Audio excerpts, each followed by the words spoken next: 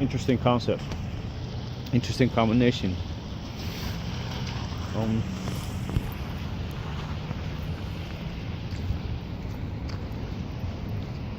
just would like to witness that Chinese Christian gathering, though it would also be very disturbing.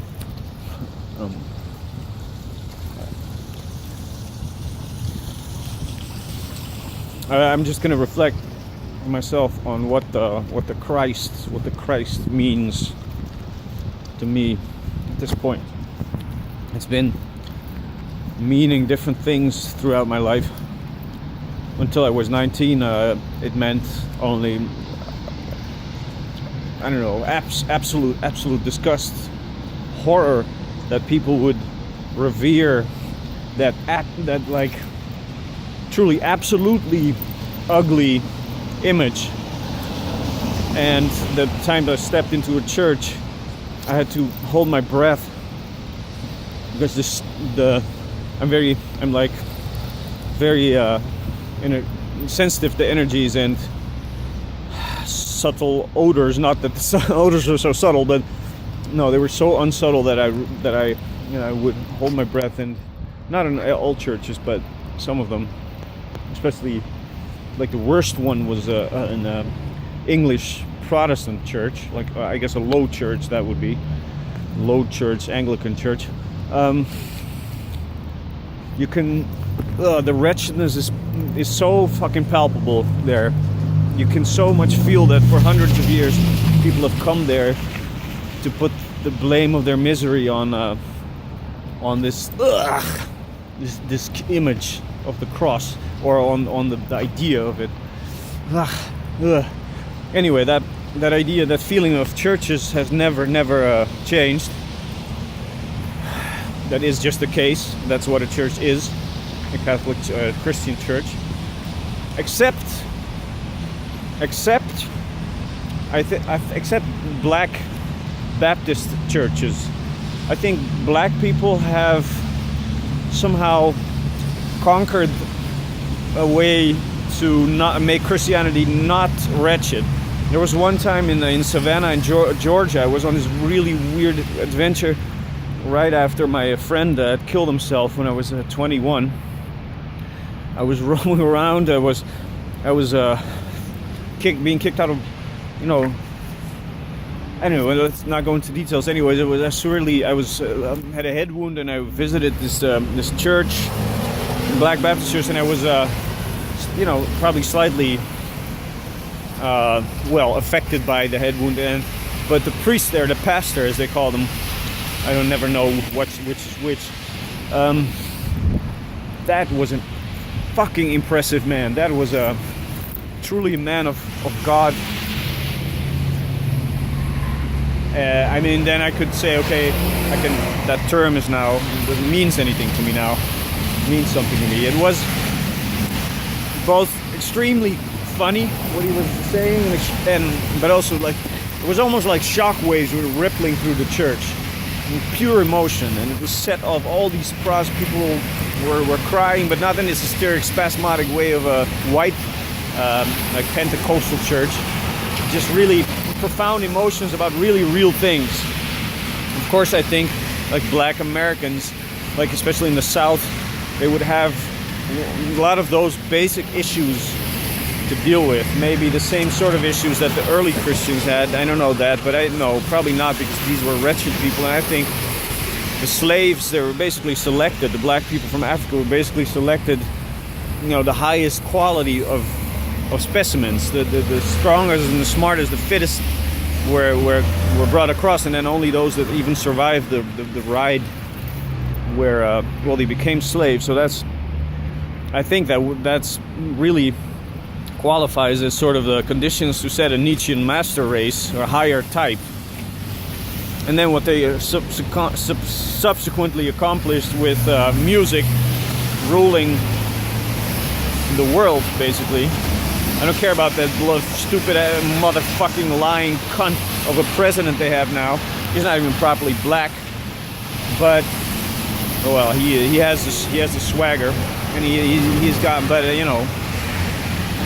something very, very creepy about him now. I used to really appreciate him, but well, you can see how fucking arrogant he is. How lying, what a lying, conceited piece of shit he is. Anyway, has become, I think. I don't know, maybe always was, but on the other hand, I truly, truly respect the black musical aristocracy that is now emerging. Like those there's marriages of Kanye West, who's an absolute genius, with Kim Kardashian. It's sort of like a royal. It's like a arranged royal marriage. It's meant to evoke this idea of nobility, of aristocracy, and it's working. Same with Jay-Z and Beyonce. I think those are the two examples that I know of that gave me the impression, okay, they're working on something, on establishing a dynasty of sorts. And they've all come there from these truly, truly harsh conditions. Nobody can deny that what they came from was really difficult to overcome. And that music, if you get there by way of music, then you're a fucking genius. Then you are worthy of the term Nietzschean higher type. Nietzsche, at least a Nietzschean type. Of course, it's all still very primitive, in the sense of that it's all about these two things, sex and violence and money. And there's no, except that Kanye West, that doesn't go for him. I think Kanye West really moved me with basically his first album. The rest, I don't know. Jesus of Yeezus is very good again, but mainly his first album was there. He transcended this paradigm of drug dealing, aristocracy. But anyway, I also see in rap music the whole focus on bling and verse. This is primitively Homeric quality. It's nowhere near Homeric yet, but it has the vitality, the raw vitality and pride of it.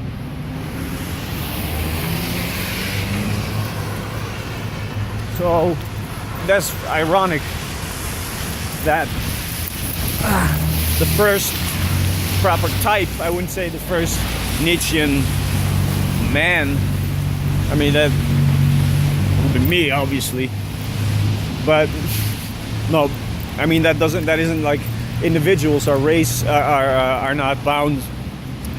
They just occur here and there, as Nietzsche makes very clear, that they've always occurred here and there just as coincidences. But the breeding of a type, that hasn't occurred since a very long time, many millennia. And this enormously radical measure of slavery, of taking people out of what I just described, this is, very honestly speaking, I could not find a way of negating this except this retarded ideas of the people like this guy who calls himself Satyr, that he is black, therefore he is primitive. They cannot look beyond these unbelievably decadent prejudices, make it so easy on themselves, and that is the opposite of the higher type. The higher type comes about by harsh conditions. But the whole of America is, Nietzsche once wrote in his notebooks about the conditions necessary for creating a higher type are danger in the heart and danger in the streets. So he says it like danger in the streets, but worse even danger in the heart. Again, that is perfectly descriptive of what these people would have to endure in these ghettos and prisons and coming off the slave ships. Fucking Christ's sakes, making music the means of liberation. That is, cannot imagine a higher impulse. But I was talking about Christianity, black Christianity. I think that was only maybe right. You can see how I wandered off into again a more relevant point. But Christ to me has always been, I like Jesus. I like the guy or something. I don't like the crucified Jesus at all. I don't like the symbol of the crucified Jesus. I don't like making a god out of a crucified guy. That's just fucking nauseatingly disgusting.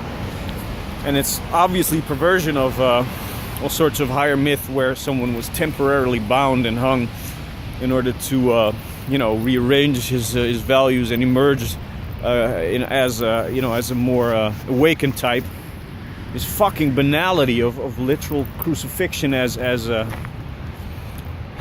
something good, basically.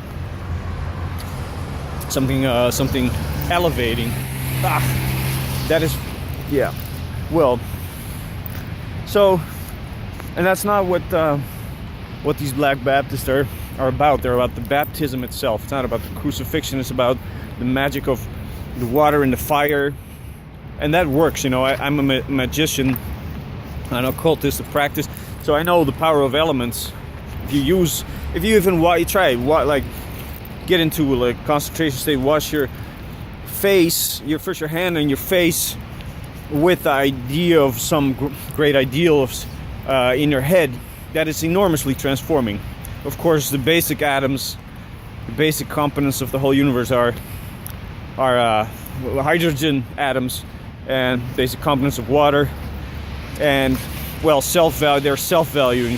They're not blocks of shit, of things. They are processings. They are self-value perspectives themselves.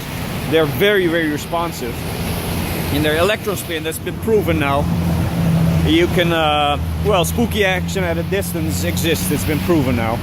So you can I'm not going to go into this right now in this video, but it is scientifically very, very, very simply plausible that water is a magical substance. Baptism. That's why it's so crazy to put a baby in this Gothic church, make him feel like he's drowning, and have this eerie vampire-like priest put his hands on him. That's just rape beyond rape. But I have the feeling these Black Baptist churches are much more humble in their approach. I don't know actually how they baptize, but I think it's just they were people just converted before me. I would never do that, trust me. But it was impressive to see how powerfully that worked. Without any ado, he just put his hand on the guy's shoulder and says, "Okay, Jesus is your friend now." And the guy would burst out in tears, so happy. And everybody was so joyful, and it was so much laughter, and it was so clean. There were no crucified. It was just nice glass and lead colors a little bit, and white walls, and the sun pouring in, clean benches, no stench, no incense, just people seeking strength and not acceptance of their weakness. That was the thing.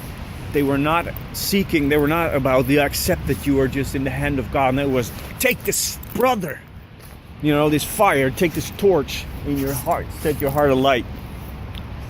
That's what I like. And that's what I recognize also in good rap music.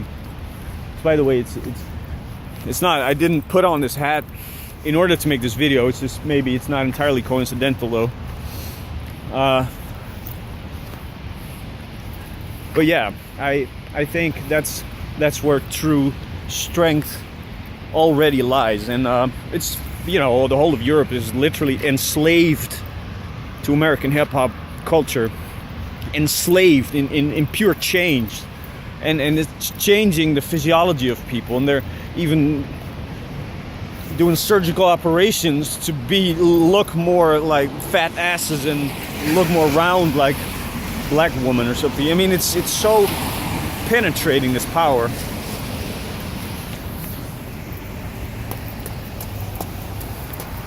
So regardless of anyone's preference, whether or not you like hip hop or not, it's not the future, it's the present.